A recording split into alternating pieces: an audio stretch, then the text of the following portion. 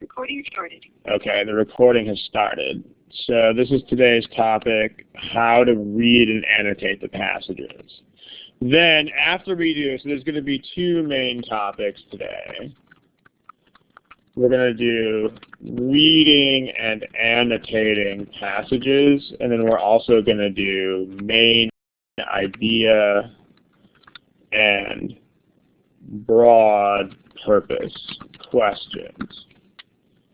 We're not going to be discussing every different type of these problems. For instance, we're not going to be talking about inference questions or anything like that. We're going to save those for a different presentation, so there's not a lot of confusion. But we will be talking about the two types of questions listed above. Questions about the main idea of the passage, and then questions about the broad purpose of the passage. But again, before we get started, just because we don't know who's going to be watching which study halls, we do have to do the usual announcements that we always do at the start about what types of questions are okay and what types of questions are not okay. So let's jump into that.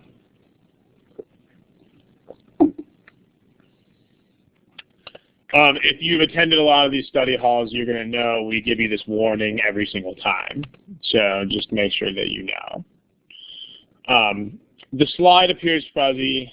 I've acknowledged that up here. The reason why is because I've imported it from a PDF that, for whatever reason, saved out of focus last time. So who knows what that's all about.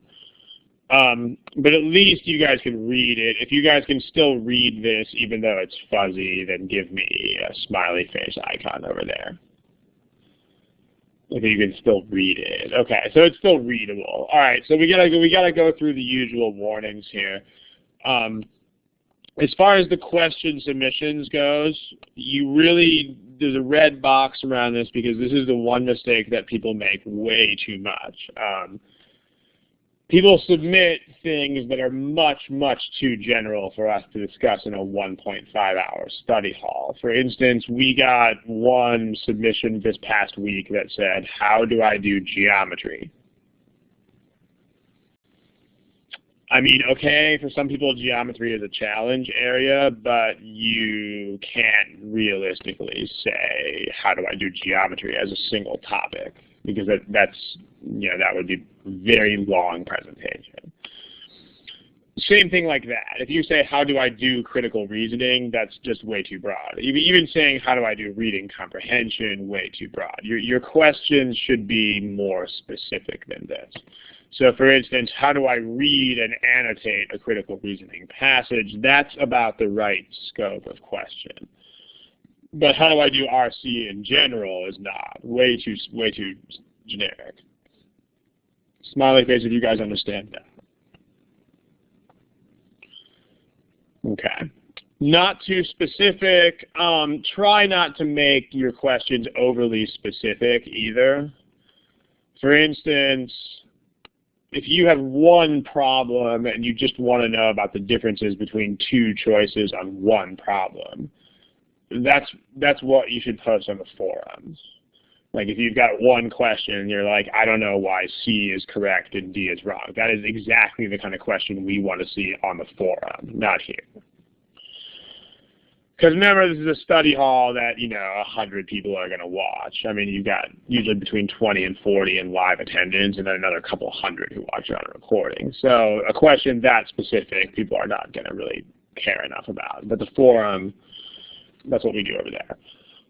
Finally, personal submissions. People are still occasionally doing this. Do not submit your personal data and ask for a study plan. Again, we have places on the forums for that. We have a folder called the general folder. If you post in the general folder, we will answer you usually within a couple of days. That's what these kinds of questions go in the general folder. And if you have an admissions question, like a business school admissions question, then that would go into the Ask an Admissions Counselor folder, which is also in the forum. Smiley face if these make sense. Smiley face icon over there. Okay, finally, the sources. This is the single biggest problem with people's submissions. All right, the sources. This is the biggest issue with recent submissions. People are submitting questions without a source. People are submitting problems without saying where they got the problems. I mean, you can't do that because there's a copyright issue. If you don't tell us where you got the problem from, we can't use it in the study hall because we don't know if we're stealing somebody else's problem. So if you want a full list of the problems that you're allowed to use here, you can check the lists that are posted on the forum because it's the same list. So for instance, you can use GMAT prep. In fact, let me just make a list here. What sources can I use? Okay, GMAT prep software. This is yes, you can use this because GMAT prep software is free. You can also, but official guides, not okay. Anything published by Manhattan GMAT, yes. These are the big three. These are the questions that most people try to submit. Okay, as far as other sources go, by the way, other forums, no, because forums are not original sources of problems. So for instance, don't cite GMAT Club or Urch as a source because those guys don't write problems. The forums are just, I mean, GMAT Club and Urch are just forums where people post problems that other people wrote. So if you write me a problem and you say it's from GMAT Club, I'll have to throw it out because I'm not going to know where it's from. But when you submit specific problems, you submit one, then always indicate the source. And this includes even if the problem is one of ours. Because, I mean, we have, if you take together our strategy guides and our practice tests and our,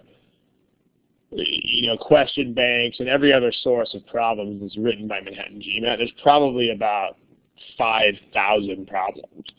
So we clearly do not know all 5,000 of those by heart. And so if you give us one of ours, we're not going to know that unless it says so. So even if you give us a Manhattan GMAT problem, it's still on you to tell us that it's one of our problems.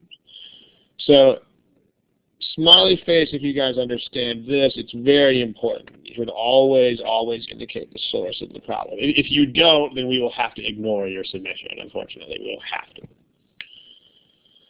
Okay, so that's what it says down here, but people are not listening because every week we get submissions that have no source. So if you made up a problem, I don't think it's very unlikely that people, I don't think it's very likely that people will make up problems from scratch, but if you really do make up a problem from scratch, then please tell us that that's where you got the problem. Okay, let's go ahead and get started. So remember, today's topic is reading comprehension, limited to the actual reading and annotating of the passages. Reading comprehension. So let's talk about it. Let's start with the structure of the longer passages, because the longer passages are much more consistently and reliably structured than the shorter passages are. So let's start by discussing the structure of the longer passages. In the OG, these are usually around 70 to 75 lines. And then on GMAT prep and on the real exam, these will be longer than the window. In other words, you have to scroll.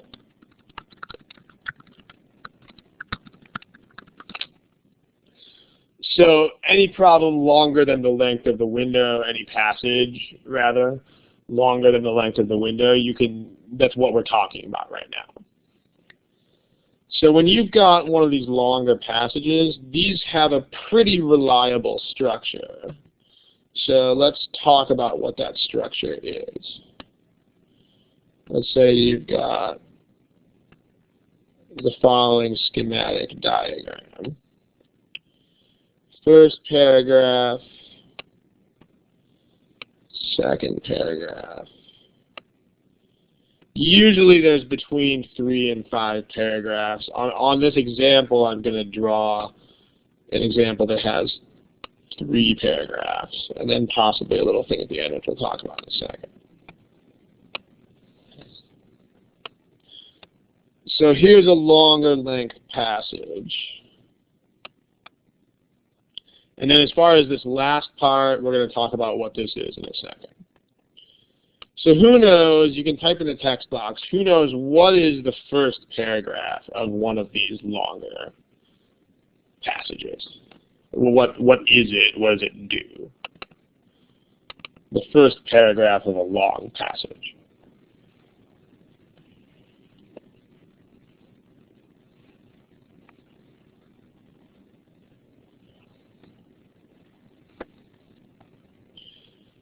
Okay, let's see what you guys are writing. It introduces the passage, the main idea, its background.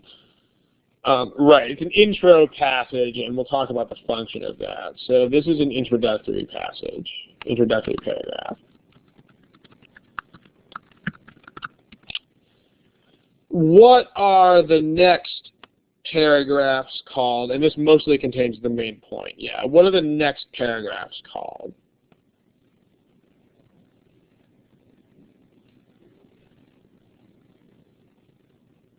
And what's in them? What are they called and what is in them? Yeah, someone's writing they develop the idea. Develop is not, I mean, it's true, but that's not really the answer that I'm looking for at the moment. I'm looking for what do they actually do, or what do they have in them. And that's what you guys, yeah, body paragraphs, and they mostly contain details. They mostly contain details supporting the passage. They actually mostly don't contain arguments. That's not usually found in body paragraphs. So, but this will be body paragraph, which is mostly details. And then this is another body paragraph, which is also mostly details. So there you go. And then we'll talk about this thing here at the end in a second. But let's talk about the purpose of this before we get back to the structure of the passage. And let's ask a really important question. When you read a reading comprehension passage, why are you reading the passage? What are you looking for? Let's see what you guys come up with answers to here. Let's see what kinds of answers you guys come up with here. What are you looking for when you read the passage?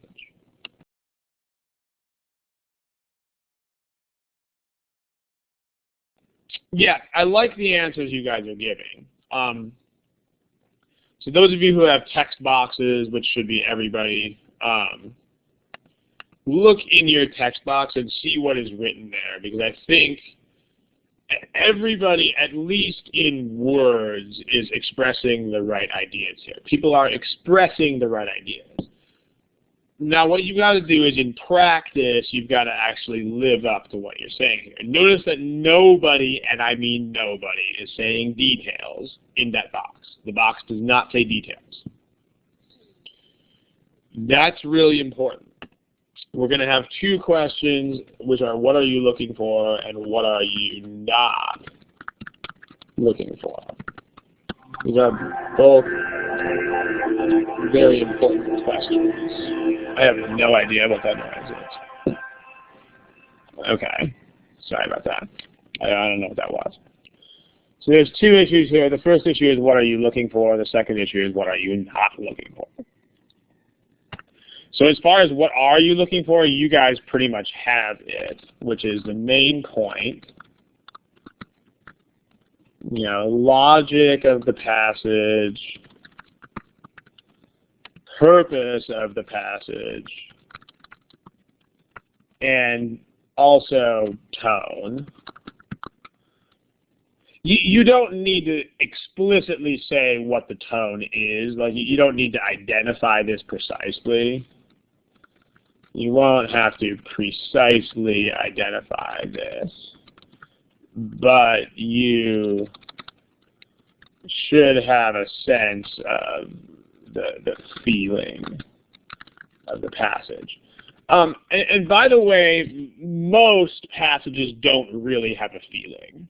Okay, this is really important to recognize. Like in GMAT reading comprehension, most passages really don't have much of a tone. It's very objective.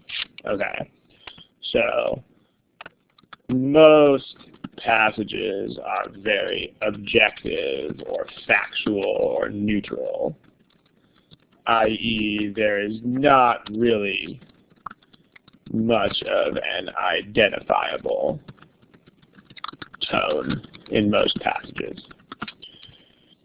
Again, you will not, this is one thing that our old practice test used to do that we took out because we discovered the test never does it. And that's this. Like you will not have to identify the tone explicitly. In other words, the questions will not say, what is the tone of the passage? Instead, the most you'll have to do with the tone is to try to figure out some sort of indirect, you know, like, given the way the passage is written, what do you think about this? They might ask you that. But they won't ask you what is the tone specifically. Now, what are you, so this is pretty much a good summary. Like, you guys wrote these things in the text box. They are correct. What are you not looking for? Let's get some answers to this question in the box.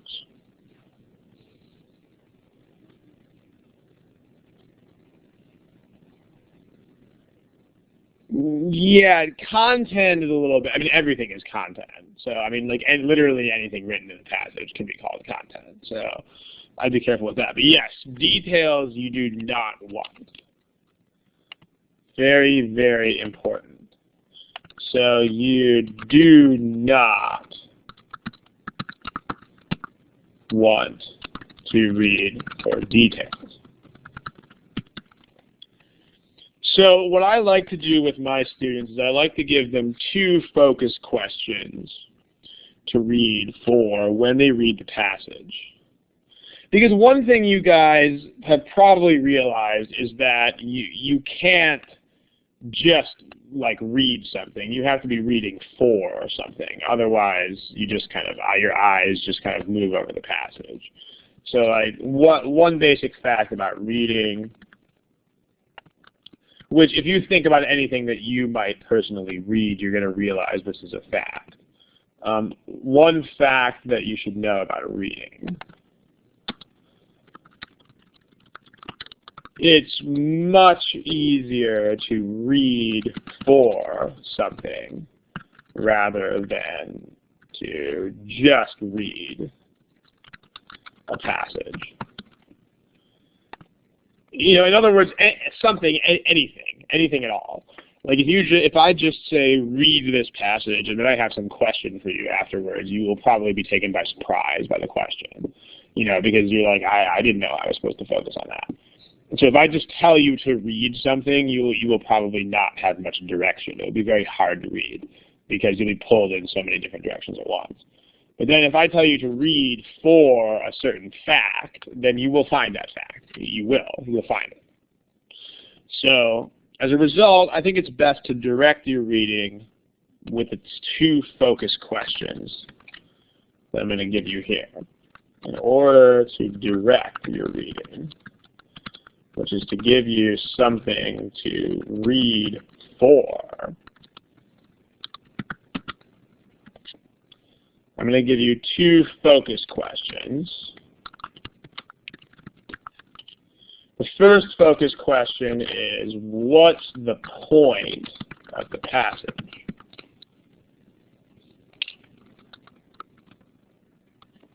And also, what's the point of each smaller unit, usually each paragraph?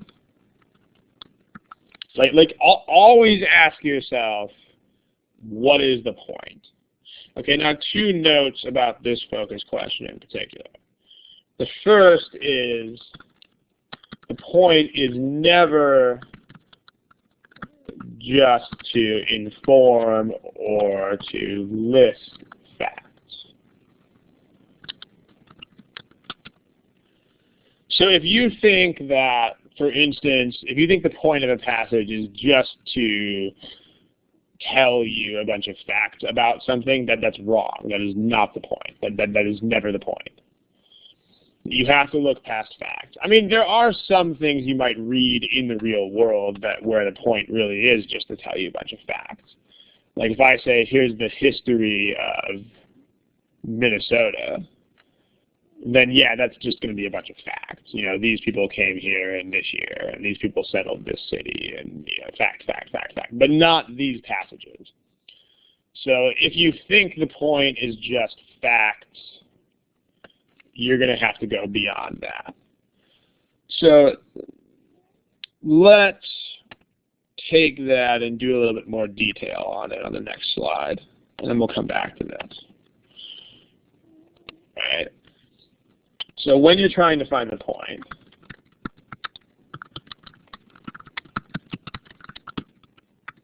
it's never just to inform or to list facts. Okay, the point needs to go beyond the facts. So here's an example.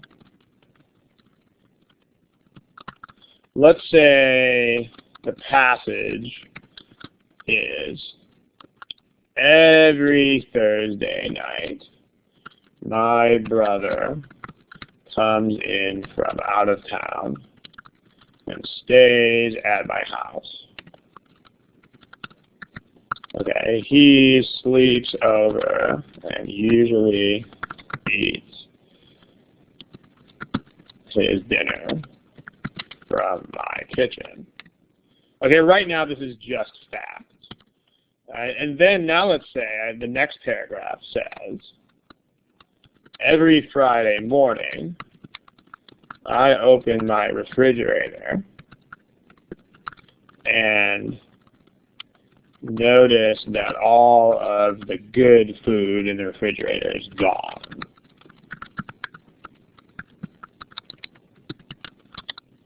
Like all the delicious meat, all the green vegetables, everything, all gone. Okay, this is a passage. I mean, it's kind of a stupid passage, but it's still a passage. Okay, I wouldn't talk that bad about my brother, but you're kind of getting where we're going with that.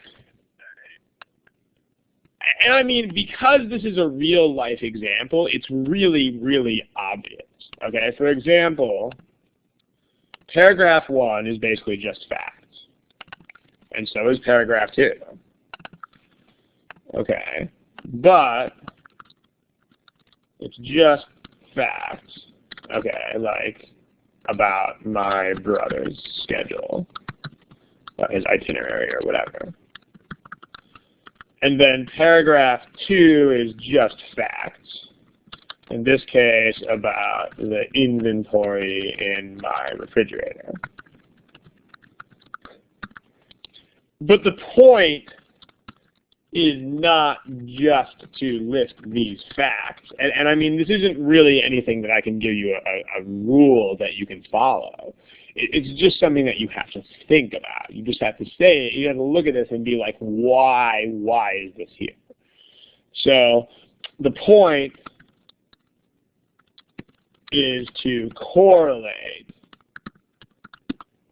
you know, my brother's coming and going to the absence of the good food in my fridge. And you have to just figure this out with good old common sense. I mean, you have to figure this out with common sense.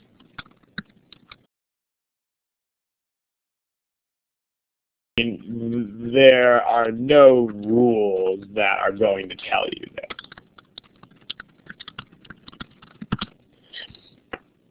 But I'm assuming that everyone who is here can figure this out, right? I mean, this is not exactly hard. I mean, smiley faces if you would get this, that if you look at this passage that you would be able to tell that that is the point. Okay. So good. All right. Now, the challenge is you've got to apply that. And notice also, okay, because this is a real-life example, notice two things. The first is you don't stop at the facts. You examine why the facts are there. And just as importantly, number two, you don't memorize the details. You know, like for instance, most of you would probably not remember a few minutes later whether it was Wednesday or Thursday. Okay. Also, most of you wouldn't remember which specific foods were stolen. And that's the way you want to read these passages. I mean, because the thing that's funny about this is that people do not take this real-world common sense and transfer it back over into the GMAT. Like, if this were a GMAT passage, a lot of students would do the following. They would say, oh, this is facts about my brother's schedule, and this is facts about the food in my refrigerator. And then they would say, oh, the main idea is to tell facts about my brother's schedule and my refrigerator inventory. And like, no, that's not the point. But people would stop thinking. They would turn the common sense brain off. It happens all the time. Also, when you read this in real life, you don't care about the details. You don't care that it's Thursday. And you don't really care that it's like vegetables. You know, that's not the point. The point is my brother is like taking all the good food out of my house. And you don't inordinately spend time memorizing or writing down details. But a lot of people, if this were a GMAT passage, would be like scribbling down every single specific item that was taken from the refrigerator. So, do you guys see the big difference here? I know this is a stupid passage, but give me a smiley face if you understand the focus of the passage is on these things, and not on like detail, detail, detail, detail. Very, very super important. Okay. So, now let's go back to what we were saying about passages. So given what we've figured out about this guy, believe it or not, the focus of this stupid passage is the same as the focus of a reading comprehension passage. So what's the point of this passage? What's the point? It's never just to list facts. Even if you are just listing facts, the point is not to list facts. This is really, really important. Like some passages really do nothing but list facts. Even if they do, the point is still not to list facts. And you have to think about why the facts are there. And so that's your second focus question. The second focus question is, if the passage presents facts or details, why are they there? What is accomplished, what is justified or explained by those facts or details? In other words, you don't really care what the facts are. You just care what they do. Okay, really, really important. A lot of people actually concentrate on what the facts are and not on what the facts do. So, in other words, concentrate on what the facts do. Don't concentrate on what the facts are. A lot of people will see this and think, wow, I can't do that. I'm the type of person who thinks about facts. Well, if you say that, that's probably not really true. And as proof, I'm going to refer you back to my stupid passage about my brother. Like, absolutely nobody is going to see this passage and memorize all the facts. Like nobody. Nobody is going to do that. And notice that all of this, the point I want to make here, and I know I'm being super redundant, but it's really important. This passage literally contains nothing but facts. Nothing. There is nothing in this passage that is not a fact. And yet the point is still not the facts. The point is to correlate them. The point is to make an argument that is implicit that it's my brother's fault the food is missing. Does this make sense? Smiley face if it does.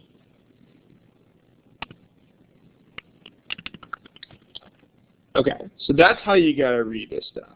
So note, everything here is a fact, but the point is still not just to give facts. So there's still a reason why they're there. So when we talk about the structure of a passage, now we've got to ask yourself, okay, if you pay lots of attention to the whole passage, then number one, you're going to run out of time. You're going to spend way too much time, especially if you're not a first language speaker of English.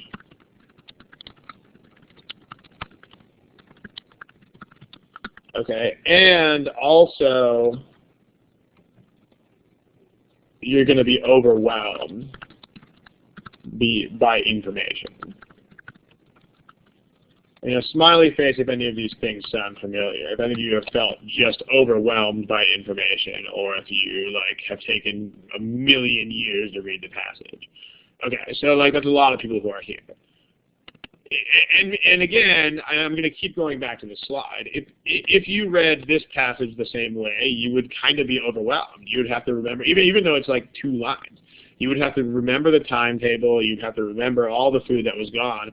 Even a passage this stupidly simple would be hard. It would be hard because you would feel like, oh my God, I have to remember all this food, and I have to remember what day it was, and I have to remember, oh my God, I'm going to die. If this passage is hard that way, then you can imagine that a real passage is just going to be impossible, and that's the problem with the way that a lot of people read these things. So on the other hand, the opposite is if, on the other hand, you just skim the whole thing,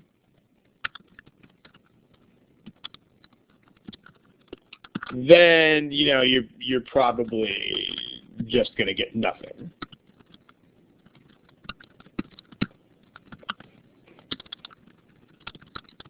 Your eyes are probably just going to go over it, and you're not going to remember anything. Especially considering that this is the verbal section. The verbal section is the last thing on the test, which means that your brain is already kind of fried when you get here. It's cooking. I mean, your brain is dead. So the chance of being able to really get much out of skimming a passage after 3.5 hours of other test taking is kind of low. So what do you do? Well,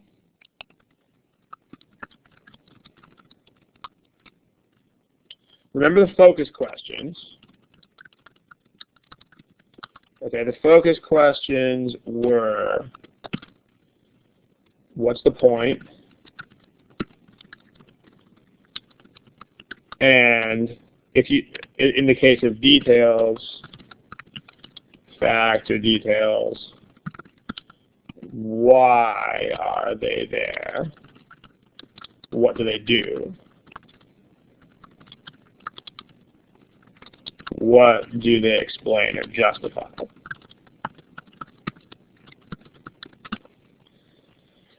And so what you're going to do when you read a longer passage is you're going to focus in on the parts of the passage that are going to contain the information that answers these questions. So you want to focus, you want to pay very close attention to the parts that will answer these questions and skim everything else, or even skip. So let's talk about which parts are going to do that. Who knows which parts of this anatomy are going to actually answer your focus questions?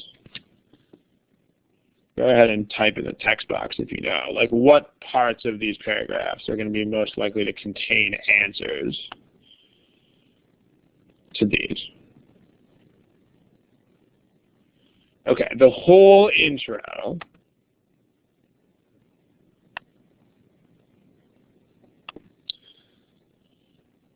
And then definitely not the whole body paragraphs.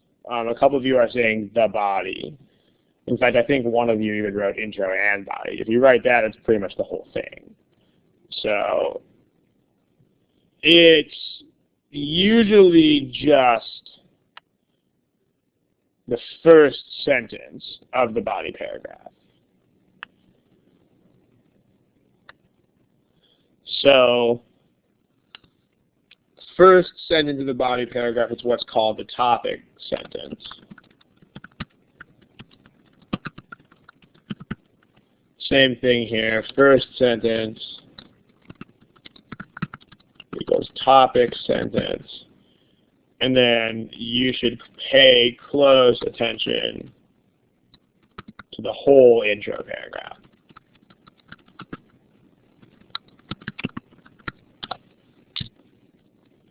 So you want to pay close attention to the entire intro paragraph. And then in these body paragraphs, the topic sentences are where you should put most of your attention.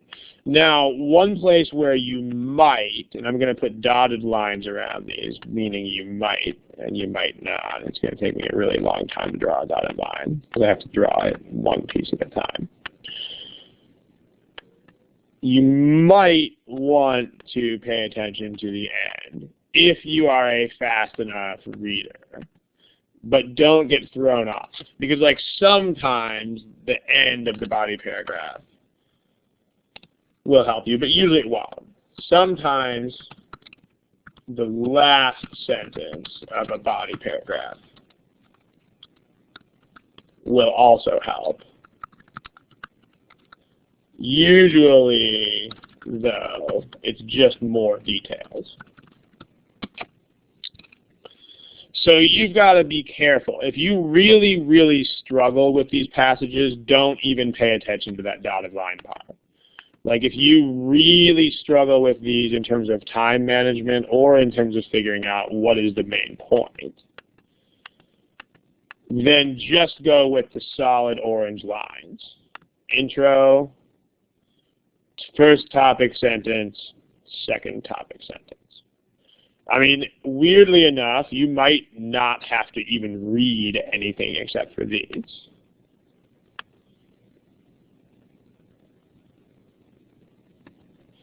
So, topic sentence, topic sentence.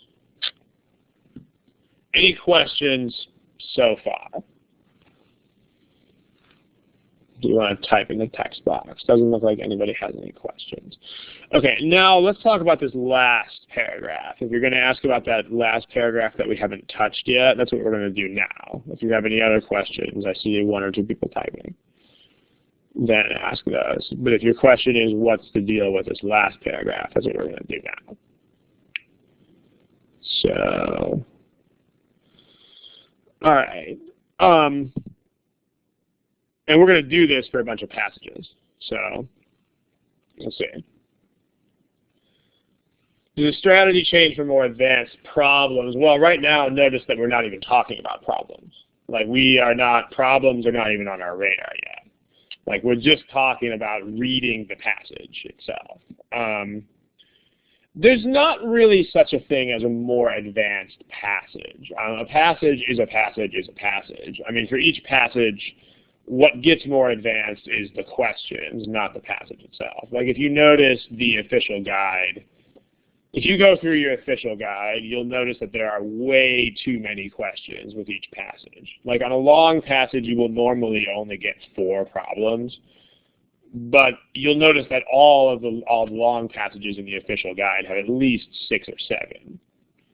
The reason why they do that is because some of the questions are easy and some of the questions are hard, so that's how they make it adaptive.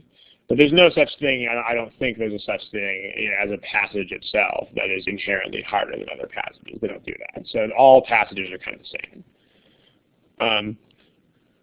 Okay, let's talk about this one. This bottom thing. I'm going to put that in a different color. Let's use that color. Sometimes, but not usually, there will be a change of direction, a focus shift at the end. Sometimes the passage shifts focus at the very end. Okay, if this happens, then read it, but do not include it in your answer to focus question number 1.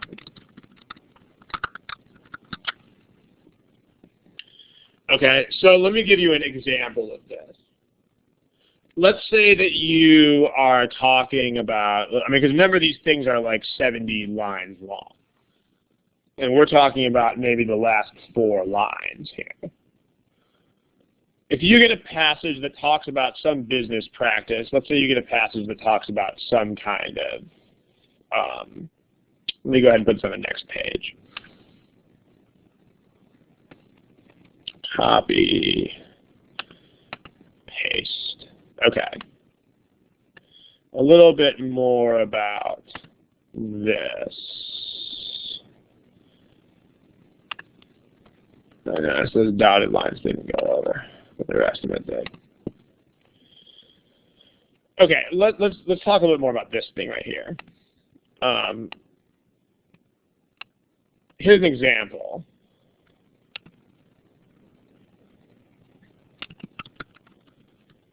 Let's say that the passage is about some manufacturing process. Okay. And let me actually write some sentences here so you can see what I'm talking about. I'm just going to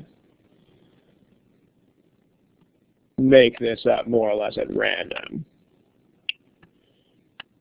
So here's what we're going to say. Let's say your introductory paragraph starts with the following. Let's say your introductory paragraph is like, let's say you're going to write a paragraph about what's called just-in-time manufacturing. So just-in-time, JIT, manufacturing is a process that revolutionized the efficiency and robustness of the auto industry. in the 1980s. Blah, blah, blah, blah, blah, blah, X, X, X, X, X, X, X. Okay. So, and then let's say your body paragraph started out with something like this. Let's say your first body paragraph was JIT manufacturing allowed manufacturers to allocate surplus inventory much more efficiently. And then you had details, you know, all of this stuff here, details, blah, blah, blah, blah, blah, we don't care, details, details, details, details. And then this won't be an example in which the last sentence helps. Now let's say that this sentence says, additionally, JIT manufacturing not only made the inventory efficient, but not only improved automakers' efficiency,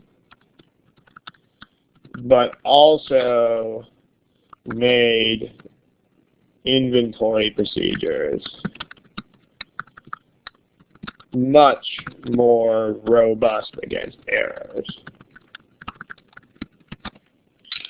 All right, let's say you see that, and then you've got,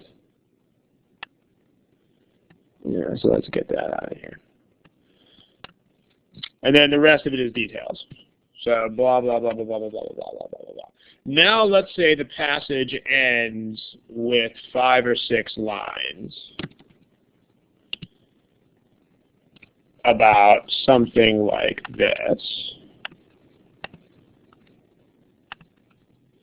Let's say the end of the passage was something like, however, despite all of JIT's advantages, I mean, JIT is undoubtedly a beneficial or an improvement over previous inventory processes. But it does have one major drawback. It does have one occasional drawback. X, X, X, X, X, blah, blah, blah, blah, blah. Okay. Now let's say that this, because this is how these usually are, I mean, let's say that this is, I don't know, 4 to 5 lines. And then this paragraph is like 25 lines. And then this paragraph is like 30 lines. And then this paragraph is like, I don't know, 5 lines. Wait, 5 to 6. Okay, what would you guys say? Now notice this example. I mean, I just made this up literally right now on the spot. But let's say that you had this passage. What would you guys summarize in the text box as the answer to focus question number 1? What's the point of the passage? And you can, you know, what would you summarize as the point of this entire passage?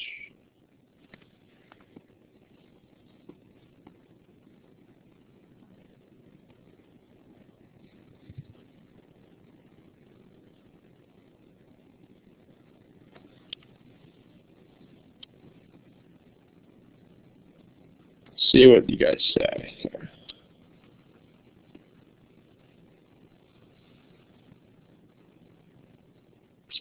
Okay, I like the last couple of things. I want to, I don't mean to pick on any one particular individual here, but a couple of people are just saying things like new manufacturing procedure, and that's not a point. That's fact. If you just say new manufacturing procedure, you're missing the point completely.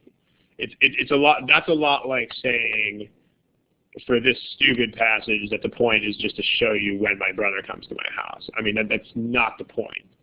You have to look past this stuff. And I mean, that's kind of the point of reading only this, and this, is you don't have as much detail. So you have JIT manufacturing is a process that revolutionized the efficiency and robustness of the auto industry in the 80s. Then the first paragraph is, it allowed manufacturers to allocate surplus inventory much more efficiently, and presumably these facts are going to be about how they did that. Like, these next 23 lines are going to be about ways that the JIT manufacturing allocates inventory. You know, it's not going to, this is just going to be details. It's not going to help you figure this out. And then this is, you know, another benefit. JITM not only improved automakers' efficiency, but also made inventory procedures much more robust against errors. And presumably this stuff is going to be a description of how they made the procedure robust against errors. Now, this is what I was saying. All right, notice the way this thing is structured.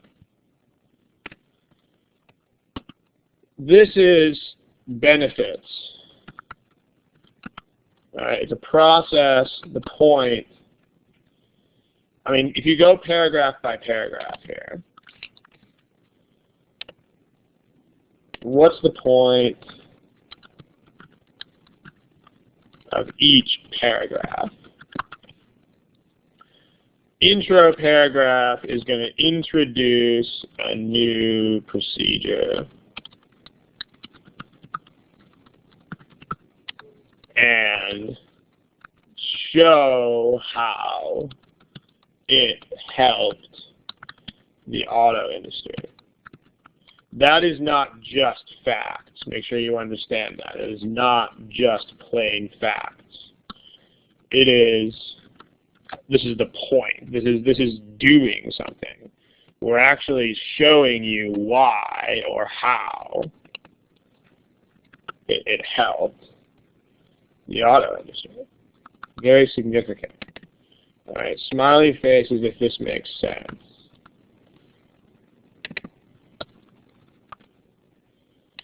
So, and I mean, again, that's just the first paragraph, but the intro paragraph should already give you a pretty good idea.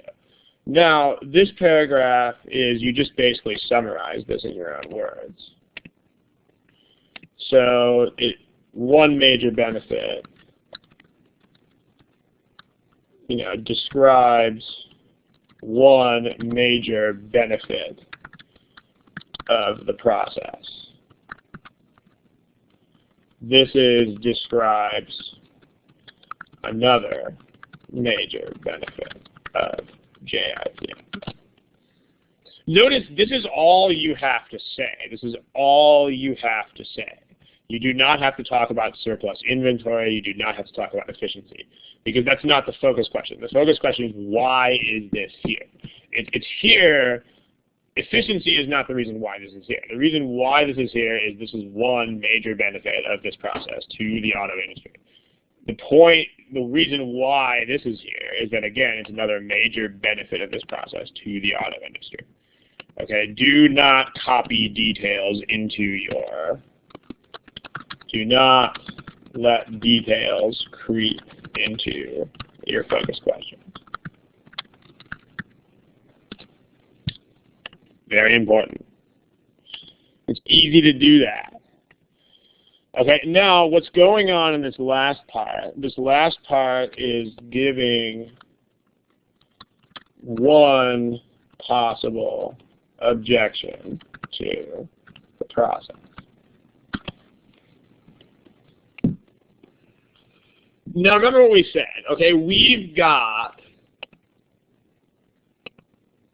59 to 60 lines of benefit, benefit, benefit, and more benefit. And we've got 5 to 6 lines of objection. Okay, this is what we're talking about with an abrupt shift of focus at the very end of the passage. Like, what's going on here? We just totally shifted gears. Okay, if this happens, this is not part of the main idea. Okay, this is really, really important to realize this. Okay, this is an abrupt shift in the last few lines.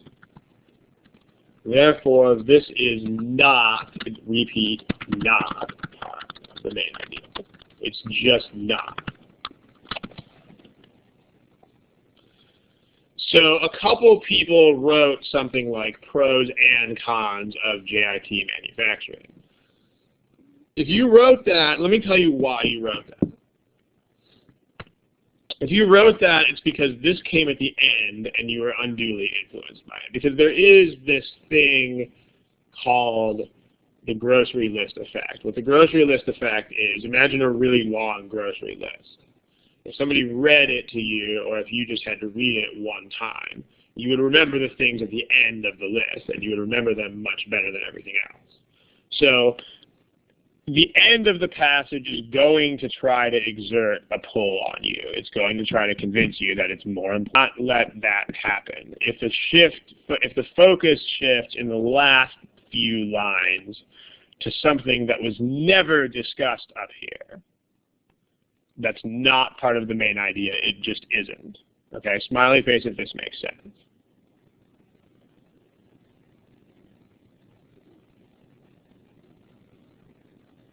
Smiley face. Okay, that's really, really super important because a lot of passages do this. Okay, so for an OG passage that does this, I'm not allowed to reproduce those, but for an official passage that does this, abrupt shift ending, see OG 12, passage on page 386. It should be a passage about ice ages. In that passage, the last paragraph is not part of the main idea.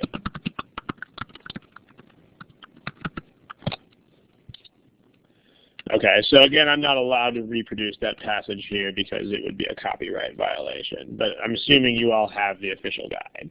One person put, are we focusing on the structure of the passage? Well, yeah, maybe, but the problem is when you say focus on the structure of the passage, nobody knows what I mean when I say that. I mean, that's a very vague, happy, hand-waving, smiley thing to say, but nobody knows what that really means. You know, like what if I ask 30 people what the structure of the passage is, I'm going to get 31 different answers to that. You know, no one knows what that means. So I'm trying to be very specific with these focus questions. So this. Okay, so the main idea of this, the best summary of the main idea then would be to take these three and kind of try to collapse them into one giant main idea. So if you do that, then you get a main idea. The overall main idea of this thing is to present a new manufacturing process and show how it benefits a certain industry. You know, any questions? If you wrote as your main idea that JITM has both pros and cons, there's a really big lesson for you to learn here, which is that if there's a big shift in the last paragraph, you do not care as far as the main idea. Just ignore it. I mean, you might have to answer detailed questions about it, but main idea, not even part of it. Okay, so yeah, the question is no. The last question, let me answer Gaurav's question first. Can the main idea of the passage and the point of the paragraph be the same? If it's this paragraph, almost always. I mean, the first paragraph will usually, even by itself, give you a pretty good idea. Like if you notice, this here is almost the same as this. So if you're really, really, really pressed for time and you have a main idea question, you might even just try to read this, although there are some dangers involved in it. the poster who wrote, will the last paragraph never contribute? No, if you read what I wrote here, sometimes the passage shifts focus at the end. This does not happen all the time. In fact, I think most of the time it doesn't. Like, this doesn't always happen, or even usually. Sometimes the passage just cuts off with the body paragraph.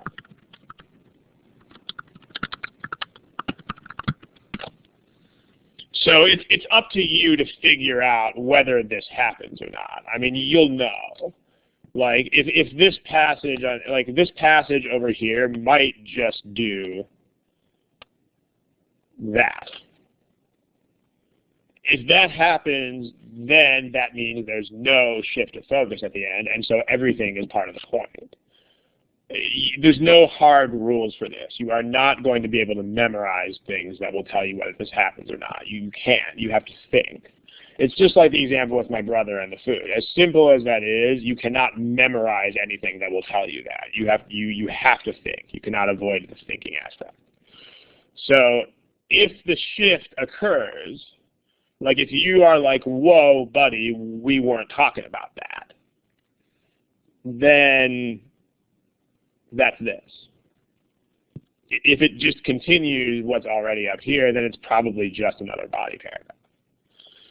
No, the one thing that you generally never see in these passages is a concluding paragraph. It's very important. Like,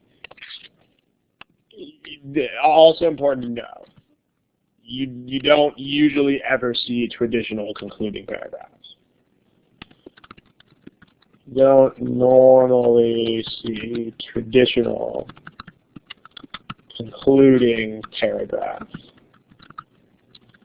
i.e. paragraphs that summarize at the end. It'll either be one of two things. Like normally it will either be another body, just another body paragraph, or two, an abrupt shift of focus. Yeah, the one thing these passages really aren't going to do is conclude with a traditional conclusion. It just doesn't happen. The reason why it doesn't happen for the most part is because there's no room to do that. Like because a traditional conclusion is totally redundant. You know, if you think about it, a traditional conclusion doesn't do anything that the intro doesn't already do. So they don't want to waste your time, which is basically the reason that they don't do that. But you got to decide whether they suddenly started totally talking about something else. And if they did, then this is what's going on. If not, then no. Any questions? Okay, so what we're going to do is we're going to start looking. No, if you don't have questions, you can just not say anything. Yeah, you don't have to type no. That's funny. If 31 people type no, that would be an issue. If you do have questions, you type the question in the text box. If not, then yeah, you can just chill. All right. Let's actually try to do this for a passage. Okay, this one is unusual in that the intro paragraph is really long. But let's read this,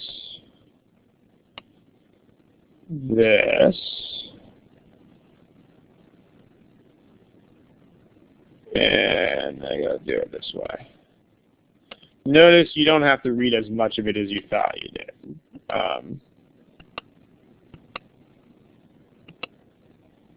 That and that.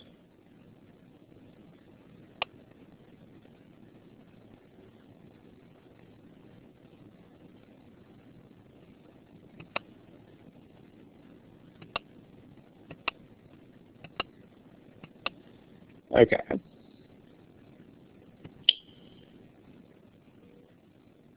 Take about a minute or two to check these out, and then we will. I'm going to make it a little smaller. Okay.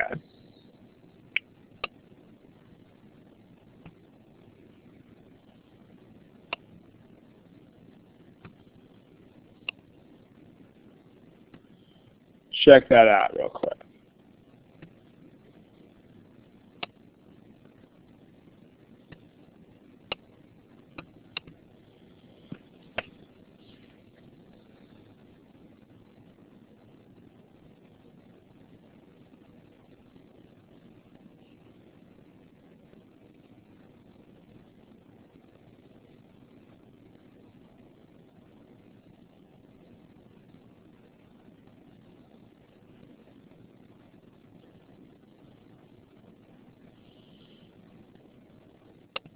Give you another 30 seconds or so to examine this.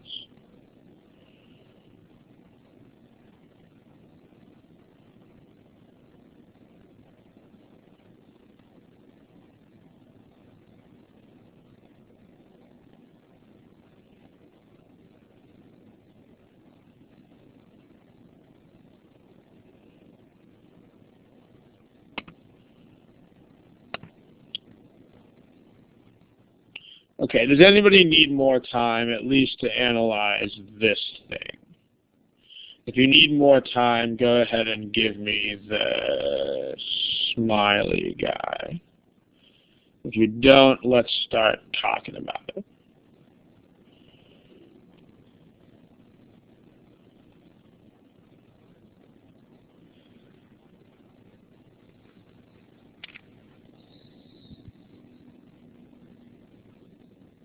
Okay, let's try this. In the text box, I don't want to ask you quite yet what the, because for the intro paragraph's kind of long here, and we do want you to pay attention to all of it.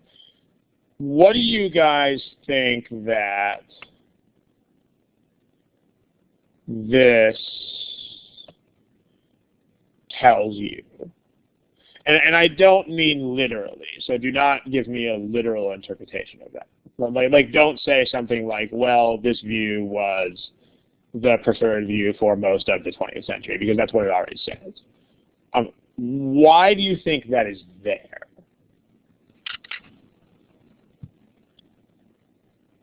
Yeah, it means that exactly. If they say that, you know that there is going to be some like challenge to that view.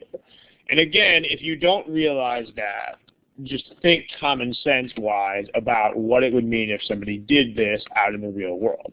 If somebody said, for most of my life, I thought that X, you know what that means. You know they are going to start talking about some other thing that they thought after that. You just know that.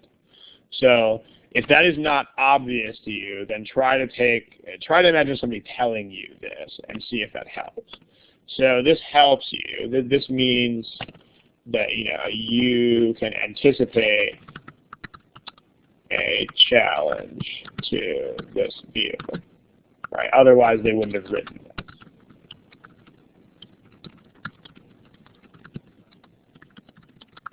Okay. Also, notice the other transition word. There's a however here. So, yeah. Okay. People used to think this. All right, I'm going to highlight facts in this color really quickly.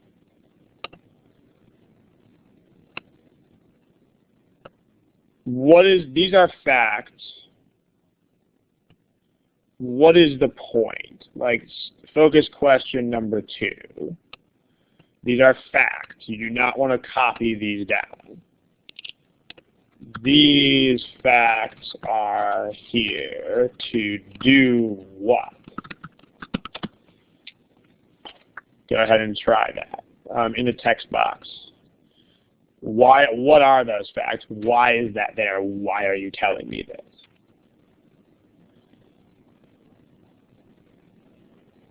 Yeah. These are, I don't like words like support because that doesn't really mean anything. I mean, everything is support for something. So you gotta give me an answer that would mean something in the real world. Like if you just said that's support to somebody who was talking to you, they would be like, dude, what? So yeah, you have to be right. This is actions based on the old view, right? I mean, these are actions based on the old view. Okay. Now, what's the point of, this is not just random facts. All right, this is the old idea.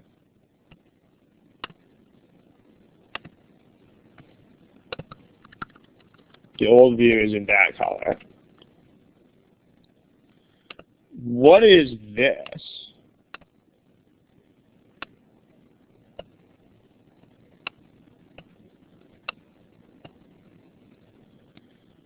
Smiley, go ahead and type in the text box, what is that?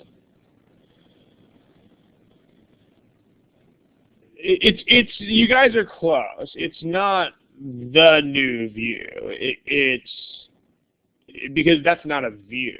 I mean, this is still a fact, but this is what made people rethink the old view. So they're suggesting, notice they're not actually saying it. This is really important. It's like if I say my brother has been here and the food is gone. I'm not actually telling you my brother stole the food, but obviously that's the point. So here they are not actually telling you that the new view is that small firms are important, but they are obviously suggesting that. Okay, so this green text doesn't say, but clearly suggests the new view, which is that small firms might be important after all. Smiley face if that makes sense. I mean, that's not written there, but you are definitely supposed to figure that out. Okay. And then this is, the difference between suggesting and saying is that you don't say it when you suggest it. You imply. So, you know, if I tell someone, you know, I don't know, let me give you an example. Like if I tell you I can't make it to the party tonight, then I am telling you that I cannot make it to the party tonight. If you talk about the party and I'm like, I have lots of things to do tonight, and I have to take care of my wife who's sick and my kid who's also sick. I'm not saying I can't come to the party, but I'm clearly implying that. It's a suggestion. So, I mean, a lot of people don't even differentiate between the two. But, I mean, the point of both is the same. Like, one is a little bit more, like, socially acceptable, but it's the same. So, this stuff right here, who knows what this is doing?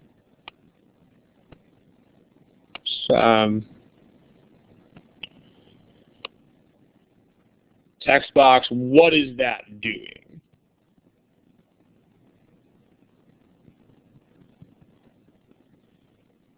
Yeah, this is the evidence, right? So, like that's this. When we say evidence, this is the evidence. So we don't need to write anything else down here, really. This is just, oh, by the way, that's the evidence. Although no systematic evidence exists to determine unequivocally whether blah, blah, blah, blah, blah.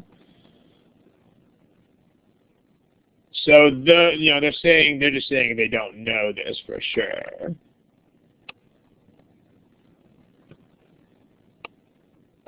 So we don't know either way.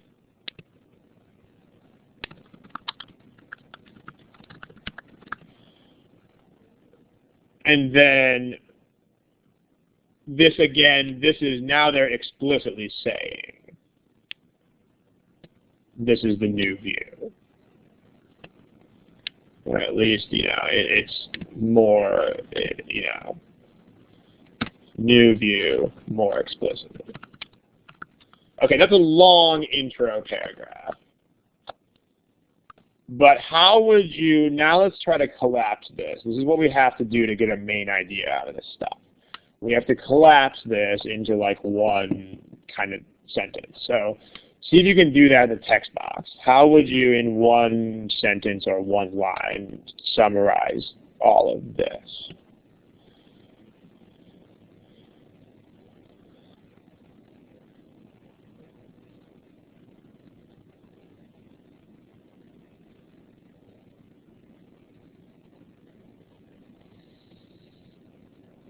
See if a few of you right.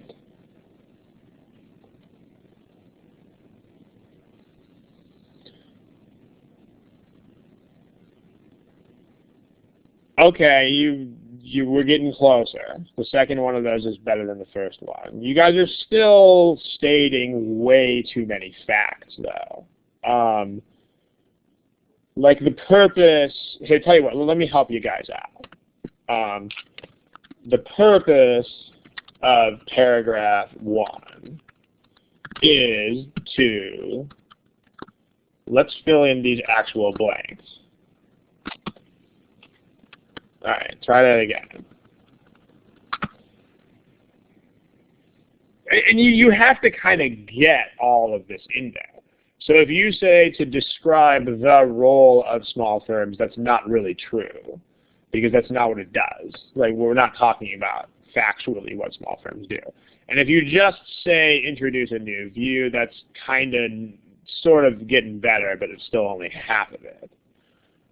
That, yeah, okay, I like what 70 plus is doing. He's saying show a shift in viewpoints. I'm hoping that you meant that to be 700 plus. So it says 70 plus. Okay,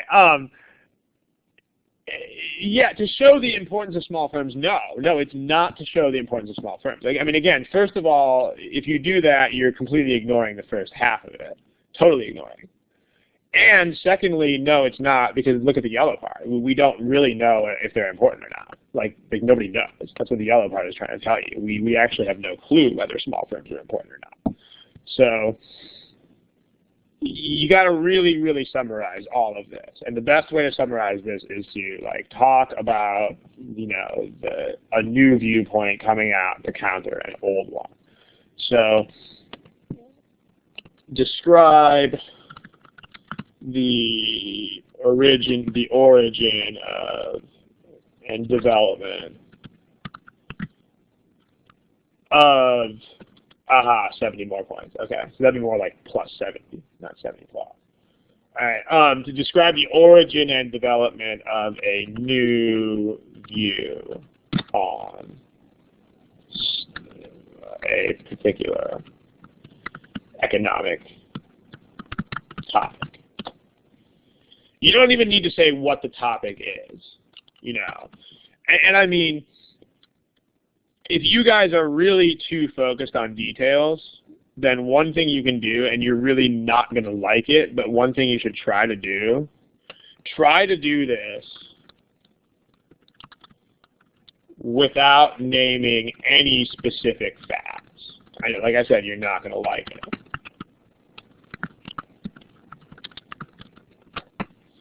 So, but notice that's what I just did. I didn't say small firm role. I said a particular economic topic. I didn't say what the views were. I just said there was a new view, and then we should probably add versus the old view. All right, you should try to do this. If you do this with no naming of facts, you will be forced to figure out what the point is, because you can't just fall back on saying stuff like small firms, because that's not a point. I mean, that isn't a point. The point is this. Smiley face if this makes sense. Notice that this is a capsule summary of everything that we wrote up here. Okay, now notice what paragraph 2 does. All you really have to read is this. Okay, so in the text box, what is the point of paragraph 2?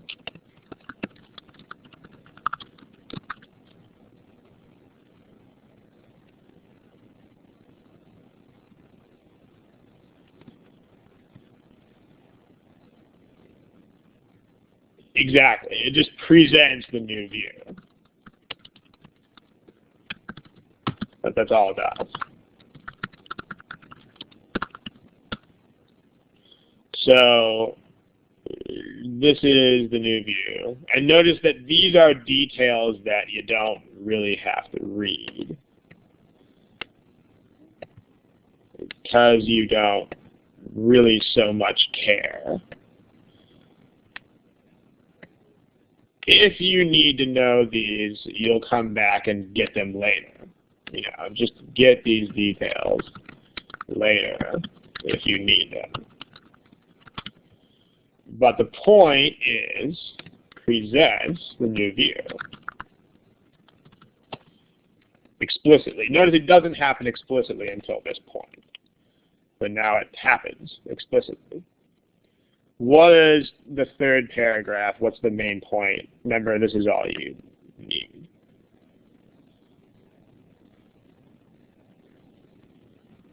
What is the point here? Empirical knowledge about the relative roles is based upon anecdotal evidence and case studies. Such evidence is proved inadequate to answer major questions. Let me ask you guys a question. Okay, the point here is, that, you know, we're not really sure. The evidence doesn't prove either viewpoint.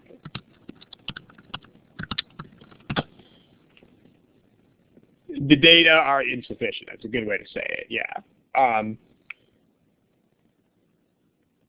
Excellent. Notice, I like the way Kaushik wrote it, because he wrote the data are insufficient. I like that because you rephrased it. Do not copy the words. So if you wrote evidence was inadequate, I would want to yell at you. But if you wrote data insufficient, that's good, because that shows that you understand what they're talking about. If you copy the words, that generally means you do not have a clue what they're talking about. But so the evidence doesn't settle the issue. We don't know. Now here's a stupid question. Is this M cube? Yeah, but that's too many facts. I mean, you're still listing facts, lots of details. There's too many details there for that to be a really main point. I mean, the main point of this is just to say we don't know whether the new view is right or wrong.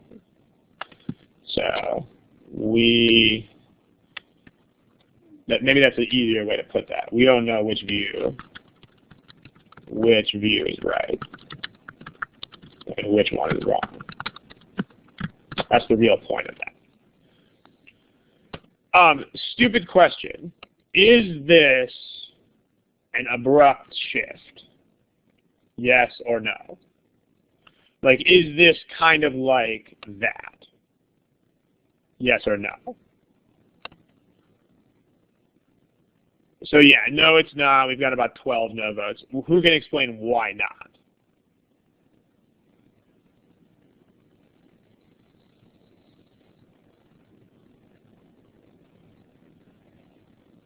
Okay, qualifies the previous point. That's true, although so does this.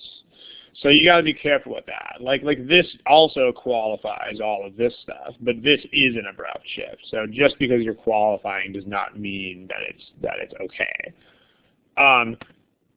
Yeah, Deborah's got it. It's because it's the yellow stuff again, right? This stuff we saw before. Somebody already said that. Like this is, Deborah's got it nailed. It is exactly what is already up there, just with more detail. So I don't know what happened there. Can you guys see an arrow on there? There's supposed to be an arrow on there. Okay, this is already there. So we don't know who's right.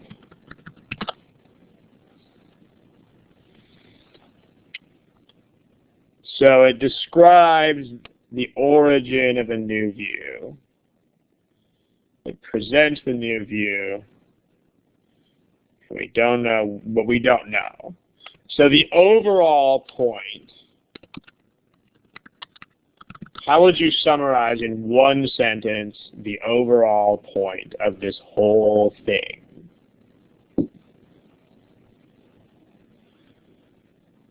Try to do it in one line.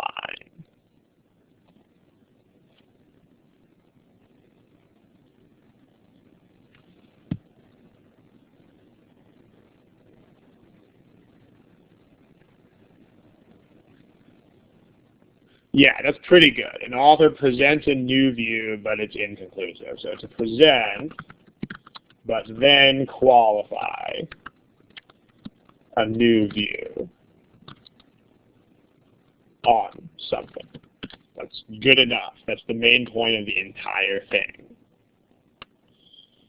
Okay, here's what we're going to do. Note it all by yourself.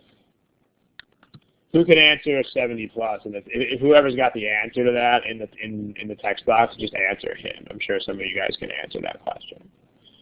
The question that he wrote there, does the old view prevail? Whoever's got the answer to that, answer him, please.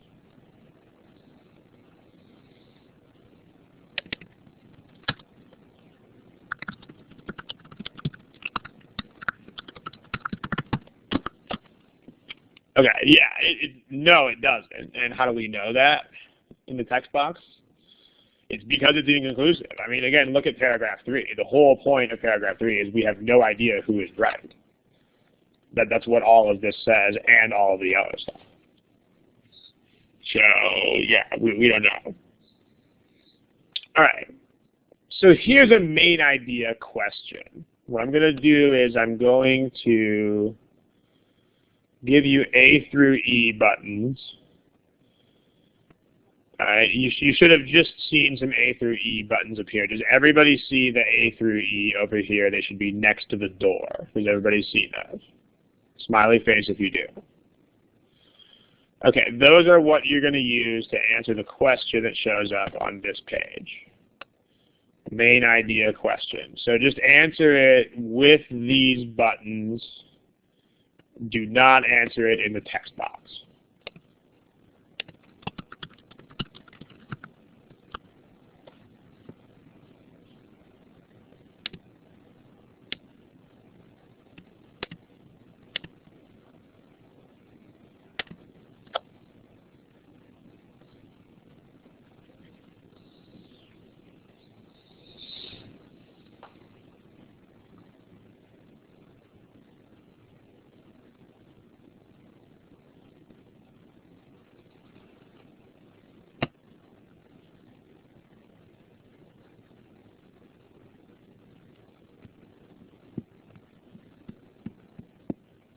Okay, try to, if you have not yet answered this, try to answer it in the next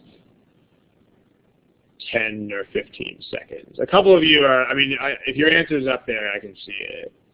The only people who don't have answers up there are Shanti SSV at Yahoo, Thacker A, Marco, and Gaurav, and Dinesh, and Vishal, and Ali. So you guys should answer the question.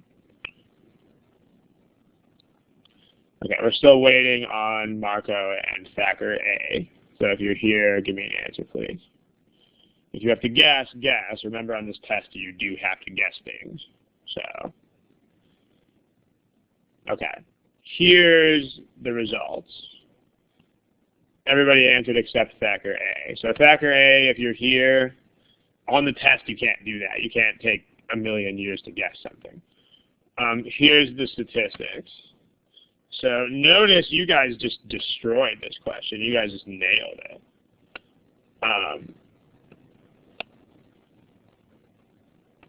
And D is definitely the correct answer. Who knows? Okay, because a lot of people have trouble with these questions, right? Like when I look at boards like the forums, most people's forum questions about reading comp are main idea questions. That's what most people have trouble with. And you guys 25 out of 20, actually 25 out of 27, because the one of the inconclusive people is me. So basically everybody got this right. So who knows why this was so easy here?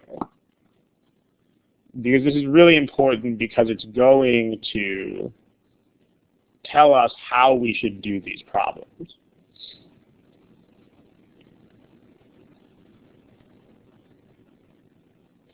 We discussed it, but that's not really the point, because that's stuff that, yeah, we'll get to those other ones in a second. This is the point. The point is you figured it out ahead of time. So here's the deal. When you get a main idea question,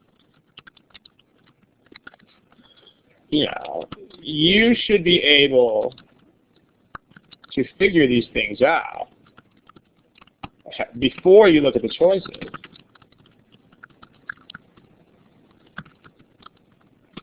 So here's the procedure for main idea questions.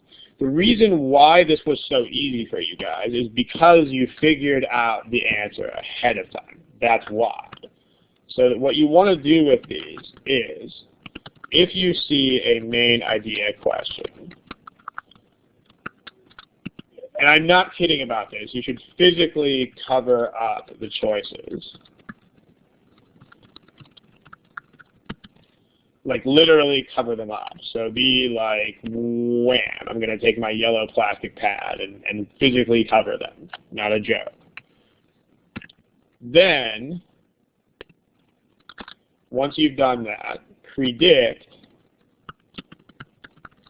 your answer based on your notes and focus questions.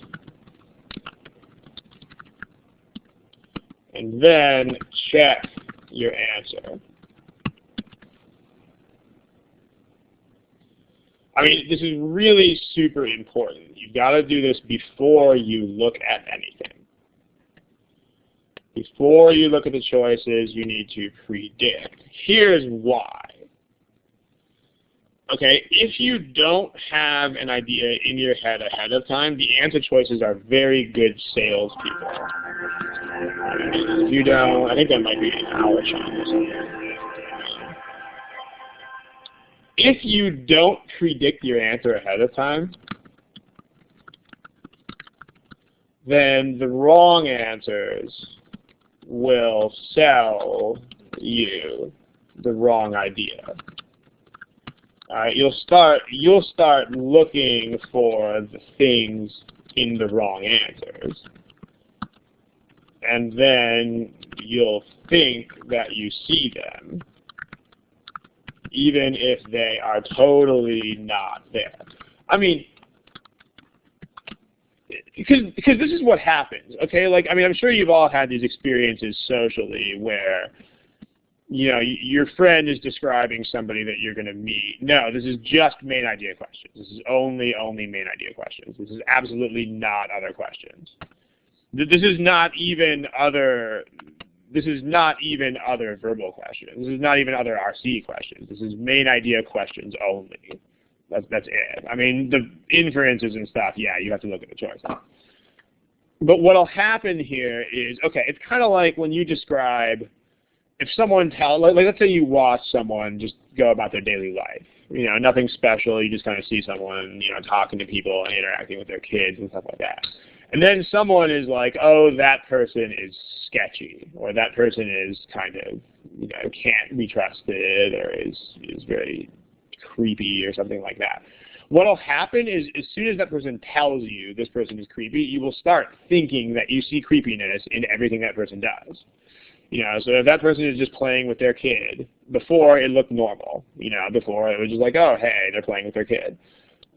But then as soon as you hear someone say, oh, that guy's creepy, you know this happens. All of a sudden you're like, ooh, I don't like the way he's playing with his kid. It happens.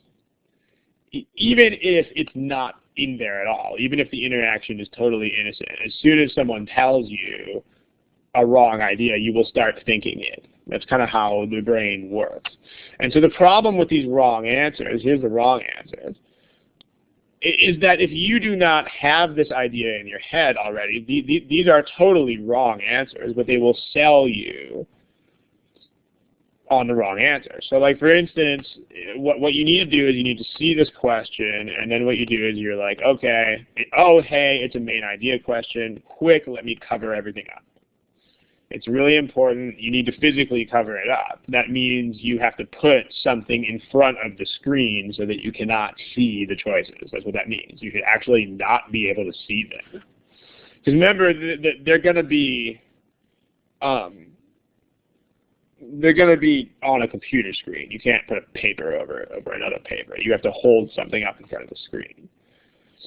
If you have too much trouble with the text, like if you don't understand points like these, then don't even bother. Just guess the main idea, because you're not going to get it. So like, if you can't come up with these kinds of summaries, then you might as well you can try process of elimination, but for the most part, you're just going to have to guess. So, but look at the success rate that we had by doing that. The reasons why these other choices are wrong is, A is wrong because nothing is dismissed. I mean, at the end of the passage, we don't know who's right and who's wrong. It doesn't suggest, there's no long-standing problem here. It's just, and there's no solution. It's just people don't understand how important small firms are, or if they're not. But there's no problem to be solved. It's just, something people are trying to figure out. C is not true because nothing is resolved. I mean, it describes two competing viewpoints, but nothing is resolved at the end at all. It just says, here's the old view, here's the new view. We have no idea who's right. And then for the same reason, there's no defending. And in fact, possible counter evidence is not given. The only evidence given, I mean, this is wrong because the only evidence given for anything in this passage is actually given for the alternative viewpoint, not against. So, like, here's evidence for the viewpoint, the mini-mills example. There's no evidence against it at all. I mean, there's uncertainties, but that's not counter evidence. But if you can do this, if you can predict the overall point, you should be able to just pick out the answer that is correct. And so this is the way you want to do it. You want to physically cover it up, because then you don't have to deal with the answer choices selling you stuff. I mean, because believe me, the answer choices are very good salespeople. They are very good. They will get you thinking things that are totally not true at all. But it's easy to do that.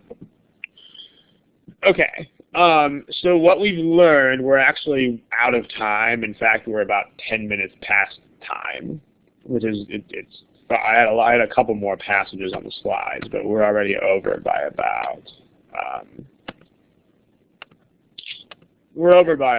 10 minutes already. So depending on what happens next time. Okay, I mean, I had a few more passages, so, but we're already 10 minutes over. So, if there are not very many student question submissions, we may just continue this workshop next time. If not, then we'll do it at a later date. By the way, the next workshop is in 3 weeks, not 2. The next workshop will be 3 weeks from today, not 2 weeks. September 9th. We don't know the exact time just yet, but it'll be somewhere around, it's going to be the later time slot. It's going to be somewhere around 7 or 7:30 Pacific, which is 10 or 10:30 Eastern. So in the later time slot. It's it alternates. This is the early time slot, so the next one will be in the later time slot. That's how we do it. I mean, every time it just switches. So okay, somebody wrote wow, and I'm not sure why. So, but it's 3 weeks until our next session. Okay, so if there are any, I mean, we can't make everybody happy. Like, we have students most of our students are in America, and then we have people in India, and we have people in Europe, and we have some people in places like South America, but those people are on the same timeline we are. There's the recordings, though. Every session that happens is recorded, and you can watch it. So if you don't want to watch it at 3 in the morning, then you can just wait for the recording to be posted. It did take a while this last time to post the recording. Even though I'm not the one who does that, I'll apologize for the people who do, because that was kind of a long delay. So usually we'll try to have these posted in a couple days. If you have technical problems, I do not know anything about technical issues. I'm completely tech illiterate. So if you have tech issues with the recordings, then the link is up. The link is online. So it's the June 24th session. But if you have tech issues, then there's your email address. But it's not listed as Tommy, but it's up there. It's the recording for June 24th. So yeah, the very, very first one we didn't bother to record, so it's been lost forever. Cry tears. I might do some of those topics. Yeah. Okay. So here's the deal. We are now done. If you have questions that are like not questions about specific material, this is not the time and the place for that. But if you have general questions, I'll stay behind and answer them. I'm going to stop the recording.